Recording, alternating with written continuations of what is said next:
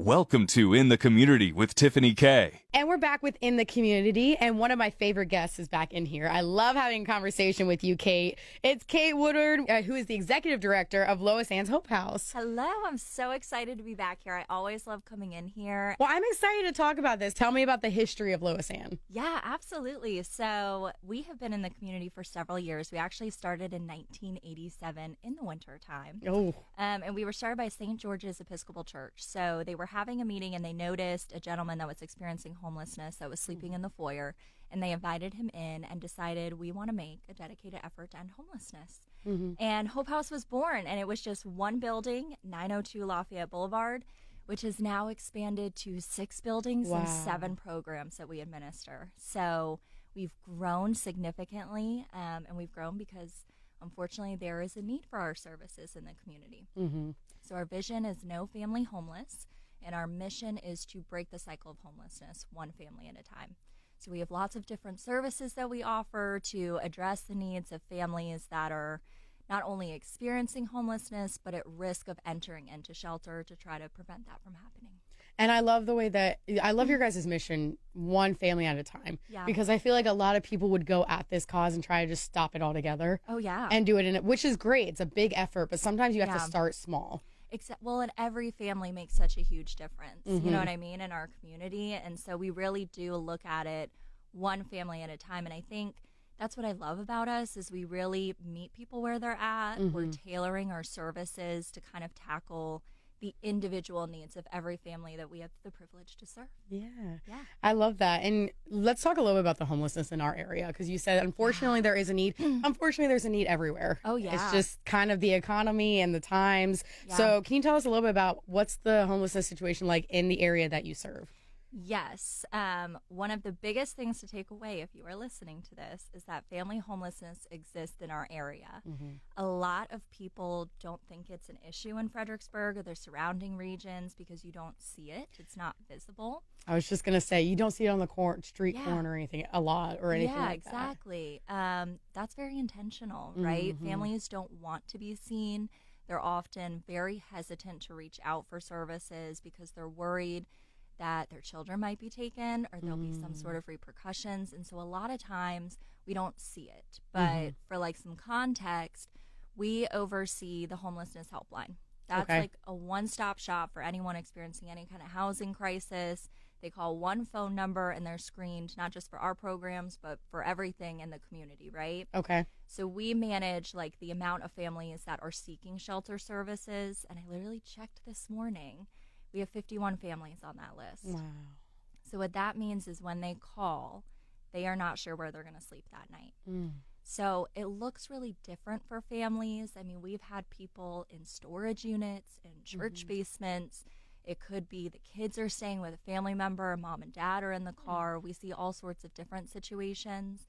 Why, it's just important that we're there and that we're kind of that safety net that we can make sure first off, families stay together, and that they have a safe place. I mean, that's one of their basic necessities, food and shelter. And so that's why our programs have grown and why it's so important.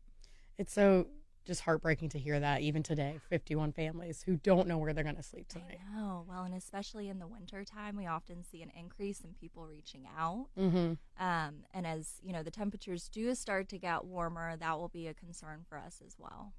What's the difference between the warmer temperatures versus the winter time? So homelessness in general, during the warmer months, a lot of people kind of make it work. Right. But we obviously have a lot of safety concerns, especially with kids with any extreme temperatures, whether it's extreme cold or extreme heat. There are even, I've worked in some other places where they'll even have like cooling centers and things like that just to get people outside of the elements. Right.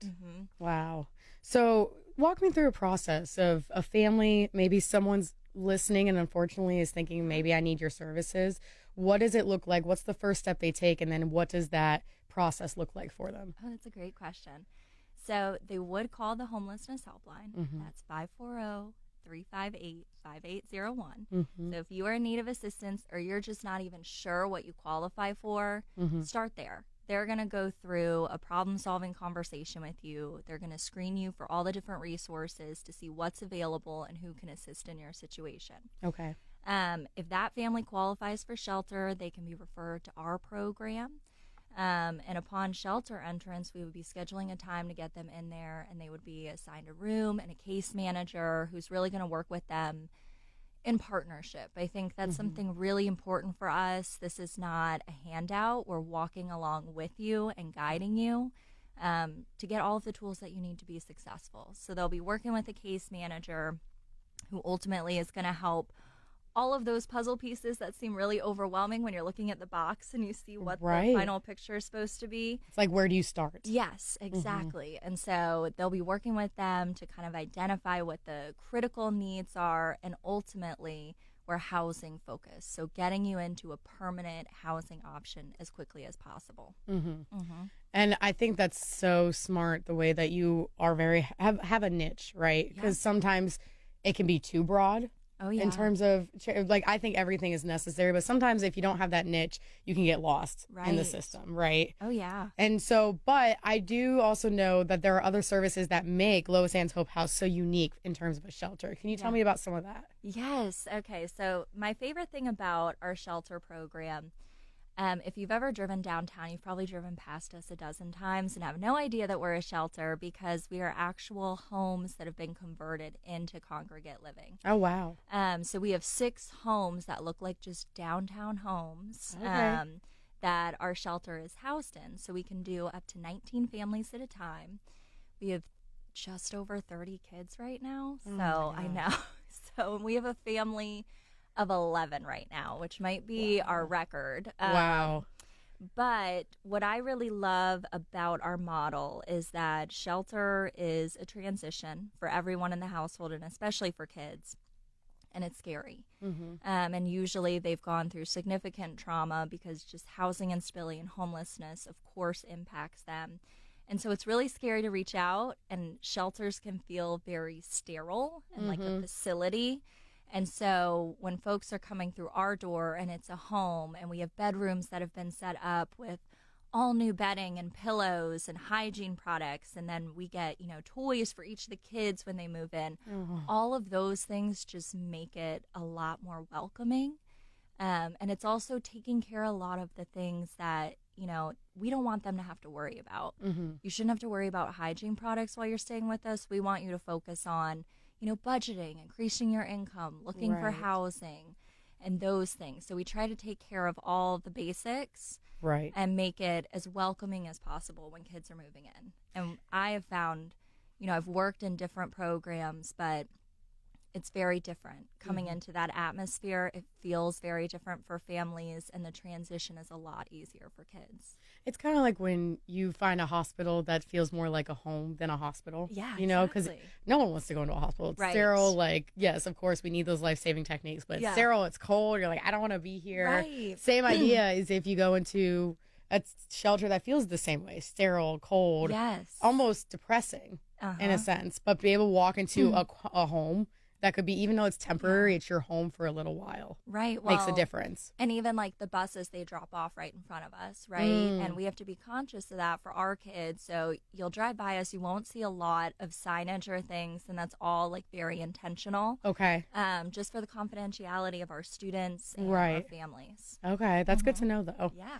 I'm speaking with Cait, the executive director of Loisann's Hope House. Now, some of the other things I love is that you don't just focus, of course, your primary focus is on shelter, right? Finding a forever home. Right. But what are some of the other programs that you have outside of the shelter? Yes. So we have made a huge effort for preventative services. So if our vision is no family homeless, a part of that is preventing them from experiencing it altogether. So we are the lead agency for homeless prevention programs. What that means is it's going to be people that might be in the formal eviction process. They have a court date. It could be they're doubled up, so they're staying with friends or family. Okay. Not a permanent option often. They can't stay there. Often they're being asked to leave. Or it could be, and what we see a lot of in this area is people that are staying in hotels. They're paying maybe night to night, week to week, and it's not sustainable. That can get expensive.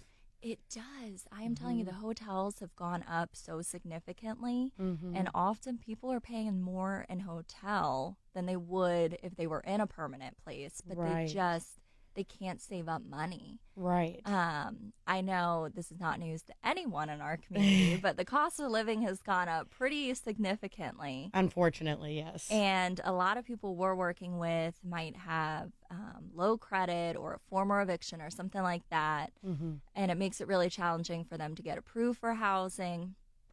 And it also often leads to double security deposits and a lot of application fees applying. And so it's difficult, especially if you're in a hotel and you're spending $500 a week. Mm-hmm. You really don't have $5,000 saved up just to move into a place. And, on top of that, just on a side note, my boyfriend and I are looking at a house to get together now. Yeah. And just the fees of maybe you find a house. Now you have to pay for the home inspection. Oh, yeah. Now you have to pay for, your realtor fees. Like all of those added together, it makes it impossible for some of these families. It does. And that's why so many people get caught in the cycle of staying in hotels or in the cycle of renting. And I'm just going to stay where I'm at because it's easier. And they can't get out of those situations. Right. And so the prevention program really focuses on what do we need to do to either keep you where you're at or to find something, that's affordable and a permanent option quickly. Okay. So that you don't lose your temporary option and end up experiencing homelessness. Oh, wow. Mm-hmm. And that's for any family who may be starting to experience that. Yes. Yeah. Okay. So it's families that are at risk. Typically, they might be like 2 weeks out from experiencing homelessness. So I've got a court date next week, or I have my hotel paid for the next week. Right. And I don't know what I'm going to do after that. I don't get paid, until the end of the month. Or we see those situations a lot. Yeah, I'm sure, especially the way pay periods are nowadays, you know. Yeah. Well, and think about it. Like, if you get sick or your car, breaks down and you're missing hours, that's critical for these families. I mean, just the loss of even one day of work, and often it leads to more than one day, can really have kind of a crescendo effect on everything. And it's kind of like it all starts to crumble after that. It snowballs. Yes. And easily. you can't even save. You're trying to have savings and you can't because of those instances. Well, and I think a lot of people realize that now, especially after COVID. So many families and households are just one financial hardship away from experiencing some sort of housing insecurity or homelessness. I was going to ask you that, now that we are further away from the COVID era, what are you seeing the differences? We're seeing a lot of people reach out. So for that helpline, it operates 24/7. It's kind of like an accurate picture of how many people are reaching out trying to access services. Okay. Prior to COVID, we averaged like around 9,000 calls annually. Last year, we had just under 16,000, and already 7 months into this year, we're at 10,000. Wow. So it's a lot of people who are reaching out for assistance. I think, during COVID, a lot of different programs and nonprofits received increased funding from the state because it was such a public health emergency. Right. Especially with homelessness, having people who are outside and might be, at risk. Right. With the safety concerns for health. And all of that funding has gone away. And I think a lot of us were kind of waiting for the other shoe to drop. Yep. And it has dropped. We are in it in live time. So we said there's 51 families seeking shelter right now. During COVID, when we had increased funding, that number was actually 0. Really? Yes, because when people called, we were able to assist them immediately to resolve the homelessness. Wow. So that's startling, right? Yeah. That it's like, look at what we can achieve when we have funding to do so. Exactly. And, I know for us and most nonprofits, we operate a lot on donations to achieve, the impact we have within the community, and we see how life-changing it can be. Right. So, wow. Yeah. I don't know how you do it every day hearing those, because I would hear those, hear that number 51 and just want to give my home to all of them. I know. It's heartbreaking. It is. It is. It's really hard. And we have a lot of partners that we work with. We work with the local schools. We work with, Child Protective Services, who all also utilize our services when they're dealing with families experiencing homelessness. And so it's like the need is so great in this area. Which is why we have had to grow so much. And I think especially with our prevention programs, we realize it's a lot harder to acquire buildings and more shelter spaces. Right. What can we do to prevent people from having to access that altogether? Wow. Yeah. I'm speaking with Cait, the executive director of Loisann's Hope House. We've gotten a lot of great information about this program today already. Yeah. Now, what are some of the other skills that they're going to learn while obtaining permanent shelter? You earlier were talking about budgeting. Yes. That's a big one, of It's course. a huge one. Yeah. Budgeting and financial literacy are really big components with what we do. A lot of times we're working with families who have not had the life skills for those and they haven't been modeled to them. So that's really important for what we do for long-term strategy and impact on the family. But we do all sorts of different things. I mean, for example, we've even got next week someone coming in to teach our families how to cook healthy and nutritious meals, right? Oh, wow. So things like that are really helpful. We just did spring break, and so we had tons of stuff going on for the kids. We did a field day. We did arts and crafts. We had the Easter Bunny visit. So we do a lot of different activities, but definitely a focus on housing, financial literacy, resume building, and higher education, getting them connected, let's say, with like Germana, if they want to pursue, furthering their education. It's really important. Right now, we actually have 3 seniors that are staying with us, and all 3 have gotten accepted to colleges. That's amazing. So that is like the coolest thing ever. I have to sure. tell you, like, we get to see so many milestones. Last year we had a baby shower and a high school graduation. Oh, that's awesome. We really see it all, but this is kind of unique. I mean, we have 3 seniors at this time, and they've all got plans for their future. And I can tell you, I've gotten to know some of these kids and to see how much work that they've put in and thinking that this was not something that was possible for them in their situation. It's just so rewarding to see. It really is. And I mean, some of them, it's like we had tutoring there, assistance with SAT prep. Oh, wow. And to see it kind of all come to fruition is really, really cool. And it's all about that, right? It's all about the kids and the parents and the family units as a whole, and giving them hope. Yep. To put it really simply, it's giving them hope and the ability to kind of dream for a brighter future.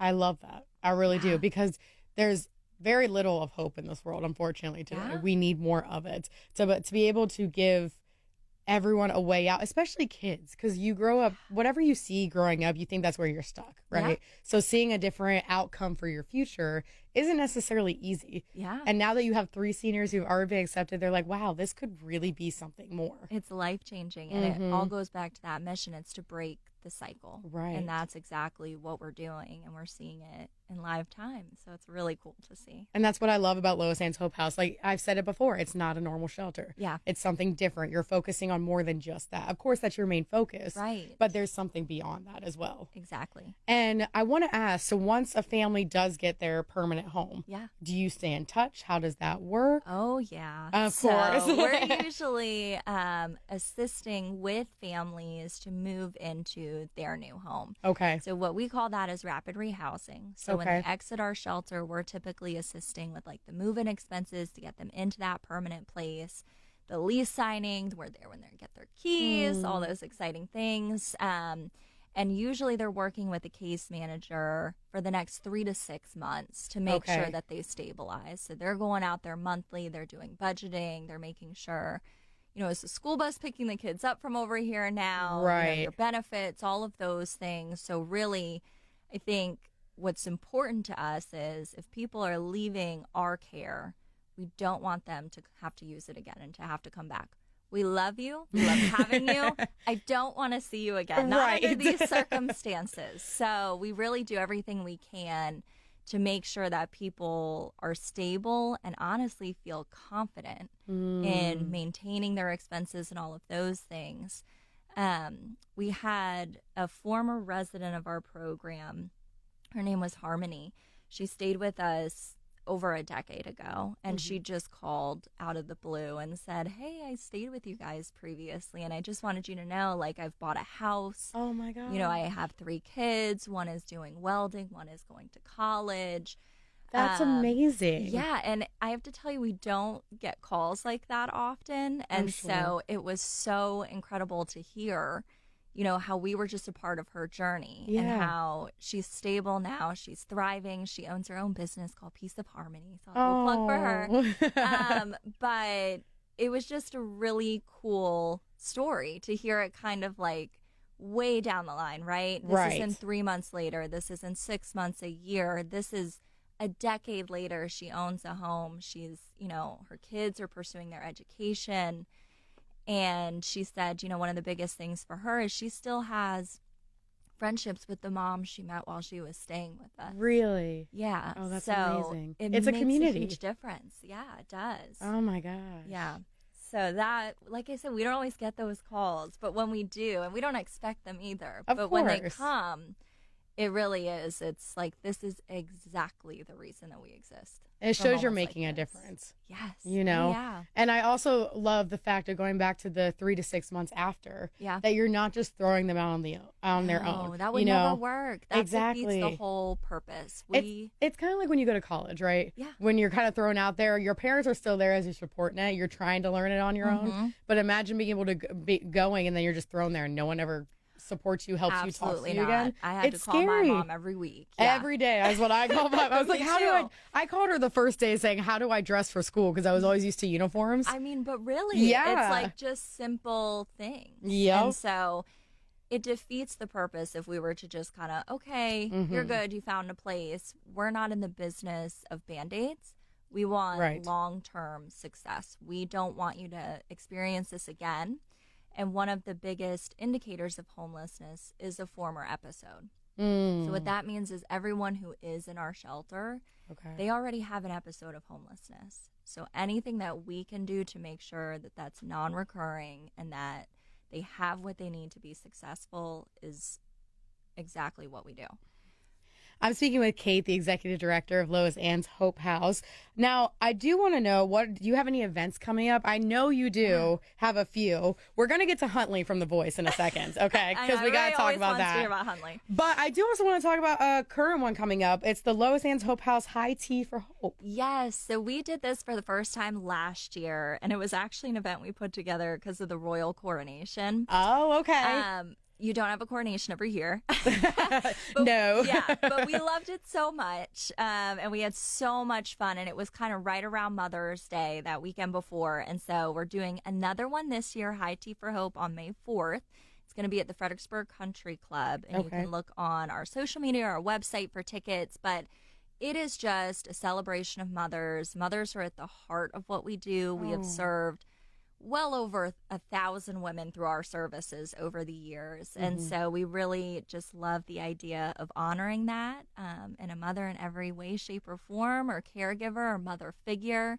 And so it'll be really fun. We'll have snacks, mimosa bar. We have these awesome baskets that we raffle off. Last year we had like vintage purses and hand-sewn, you know, towelettes with the Queen and King on them. Oh my and stuff. gosh. So yeah, we have some really creative people who make it such a success. So if you are interested in sponsoring or tickets, please visit our website at loisannshopehouse.org for more information on it. But we hope to see you there and celebrate. That's going to be so much fun. And you have to come, Tiffany. I may have to.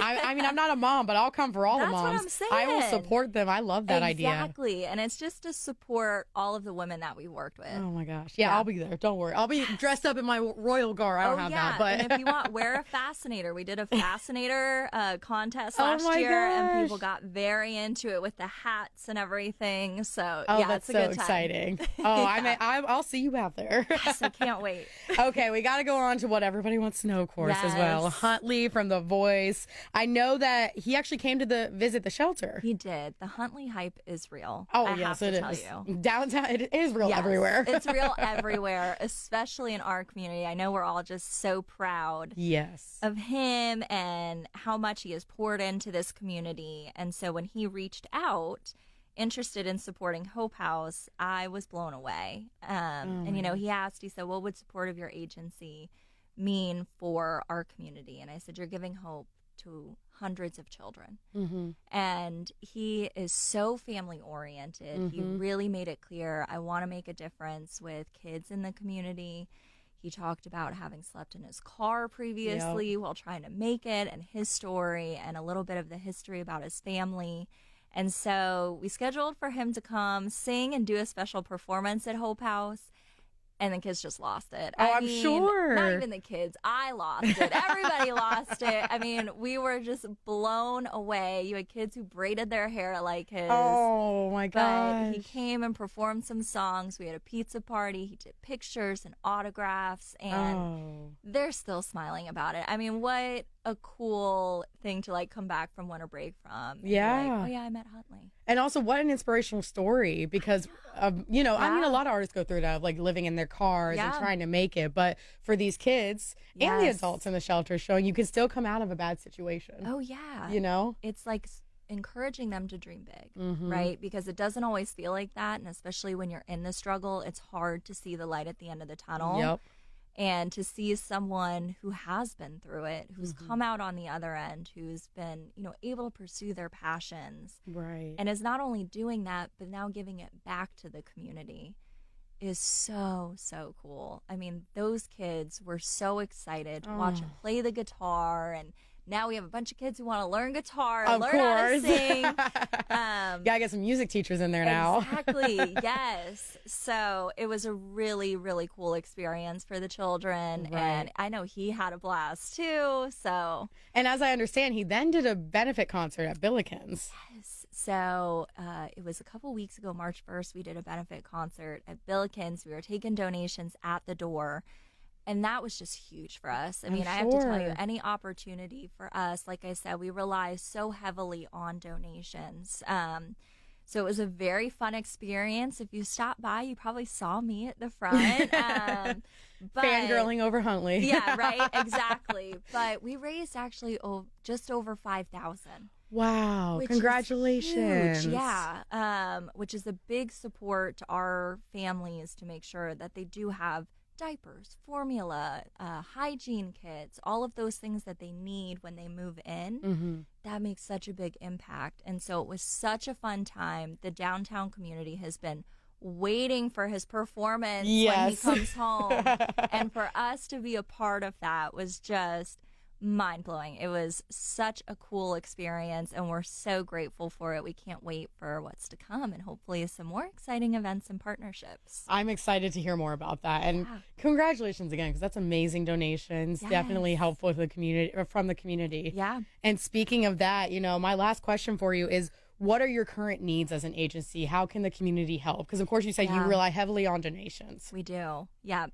So some of the items right now that we are in like critical need of, and if you call us, I guarantee you anyone who picks up the phone will tell you this, cleaning supplies, toilet paper, and paper towels. Okay. But also right now we're in desperate need of wipes and diapers size 5, 6, and 7. Okay. So all of those things we go through so consistently, especially think of like cleaning supplies, whatever you use to clean your home. We have 6 of them. And then we have people moving into their own homes that we want to be great tenants and to take care of it. So we go through that stuff really consistently. One of the biggest needs that we actually have right now is a refrigerator. Oh, okay. So if any businesses are listening that want to assist us with that, or if anyone wants to donate towards that, we are down a refrigerator, and the repairs for it cost more than actually purchasing a new one. Okay. And a little bit about us is we have multiple fridges in our homes to help for each family. Okay. And so not having a refrigerator literally delays somebody being able to occupy the space because they need to have a place where they can store food. Oh my gosh. So we are in desperate need of a fridge. But other ways to get involved are we have lots of service projects and volunteer opportunities. Especially with the summer coming up, we'll be doing a lot of different stuff with the kids. So if you're interested in participating in that or hosting a workshop or anything like that, you can visit our website. Awesome. And that website again? loisannshopehouse.org. And any other socials they need to follow as well? Oh, yeah. Please follow us on Facebook and Instagram. It is all Loisann's Hope House. It's LOISANNS